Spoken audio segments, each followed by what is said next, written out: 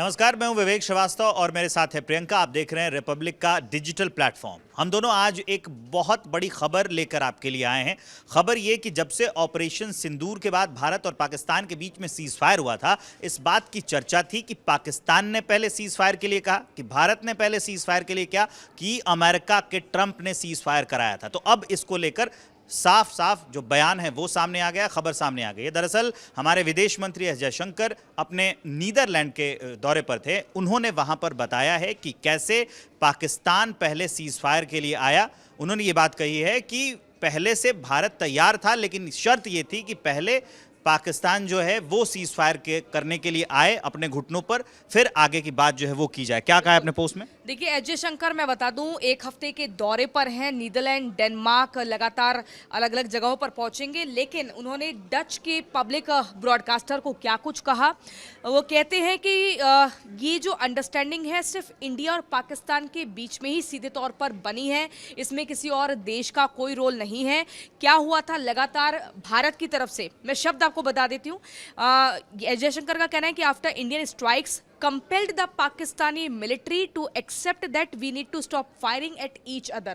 लगातार जो multiple strike Bharat की तरफ से हो रही थी ऑपरेशन सिंदूर के टाइम पर, इसी स्ट्राइक्स ने पाकिस्तान को उसके घुटनों पर लाने के लिए मजबूर किया और उन्होंने सोचा कि भाई अब सीज फायर के अलावा कोई बातचीत नहीं हो पाएगी। इसीलिए पाकिस्तान की तरफ से भारत का दरवाजा खटखटाया गया और ये बोला गया कि अब यहाँ पर ये संघर्ष विराम होना चाहिए। और उन्होंने साफ कहा है, वहाँ पर जब इंटरव्यू वो दे रहे थे, साफ कहा है कि पहले अमेरिका नहीं आया था। ये एक सामान्य प्रक्रिया होती है कि जब दो देशों के बीच में ऐसे हालात बनते हैं तो सब एक दूसरे से बातचीत। लिखा भी है कि he also ruled out any US role in this understanding और in any possible talks with Pakistan.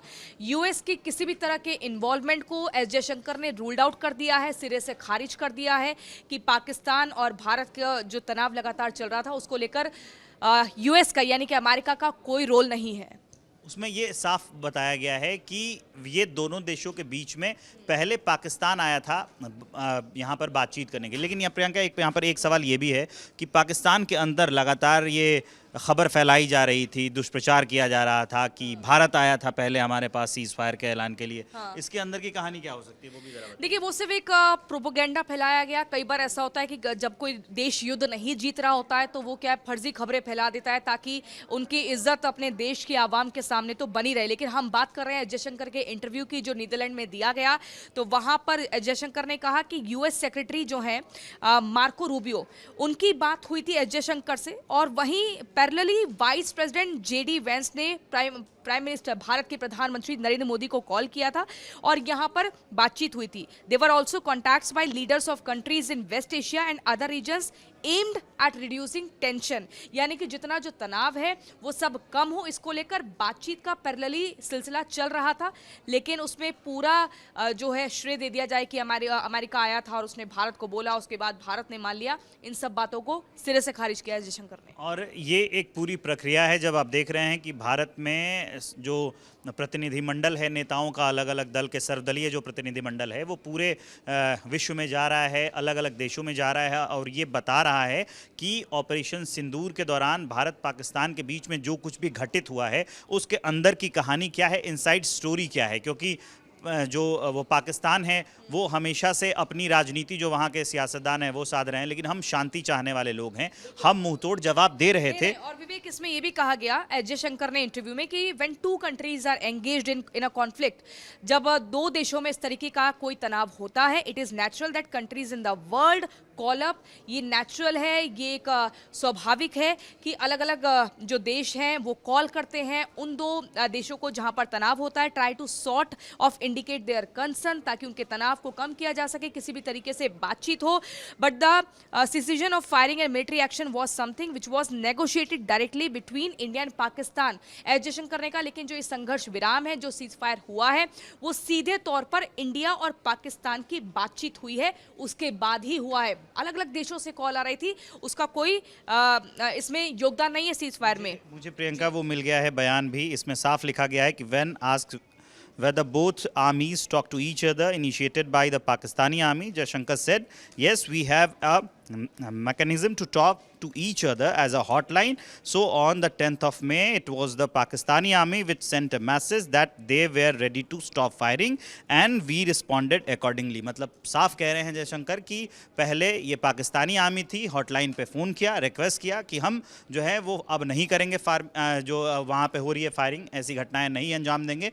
उसके बाद हम तो शांति चाहने वाले देश है, तो हम तैयार हो गए कि चलो अब सीज़ फायर के लिए रेडी हो जाते हैं। हाँ, और ये भी उन्होंने कहा कि if the Pakistanis want to stop fighting they need to tell us. अगर पाकिस्तानी चाहते हैं कि इस तरीके से संघर्ष ना हो, युद्ध ना हो, तो वो हमें डायरेक्टली आकर बताएं, हम इसको सुनने के लिए तैयार हैं। इसीलिए पाकिस्तान के जनरल ने कॉल किया था और भारत के जनरल को, और उसके बाद फिर बातचीत का सिलसिला शुरू हुआ।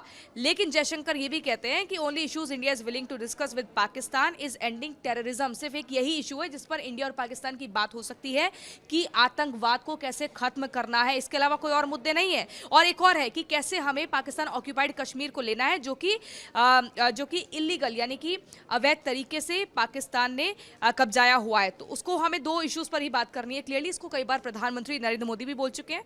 और the border in Kashmir are not up for negotiation because Kashmir is part of India. Kashmir India का ही पार्ट है, तो इसलिए सिर्फ पीओके और एंडिंग टेररिज्म को लेकर ही बात होगी। तो कुल मिलाकर अगर ये कहें कि एक आधिकारिक बयान अब सामने आ गया है, खुद विदेश मंत्री ने ये पूरा किस्सा, पूरा प्रकरण बताया है कि कैसे पाकिस्तान की ओर से फ़ोन किया जाता है, तब भारत सीज़ फायर के लिए रेडी हो जाता है, तैयार हो जाता है, क्योंकि हम तो शांतिप्रिय देश। और यही मकसद था भारत का कि जो एक टीम बाकायदा बनाई गई है वो अलग अलग देशों में जाएं और वहां पर उस वैश्विक मंच पर ये बताएं कि कैसे ऑपरेशन सिंदूर को सफलतापूर्वक अंजाम दिया गया, कैसे पाकिस्तान की तरफ से 22 अप्रैल 2025 को पहलगाम आतंकी हमला होता है और कितनी सूझबूझ के साथ ये पूरा जो मामला है, जो संघर्ष विराम का है, वो बना, और कैसे पाकिस्तान और इंडिया के बीच में ही बातचीत हुई, तब जाकर संघर्ष विराम होता है। इसमें किसी और देश का कोई योगदान या कोई श्रेय नहीं है। ये वीडियो आपको कैसा लगा हमें इस कमेंट सेक्शन में ज़रूर बताएं, और इस तरीके के वीडियोस के लिए रिपब्लिक के डिजिटल प्लेटफॉर्म्स को लाइक करें, सब्सक्राइब करें और शेयर करें।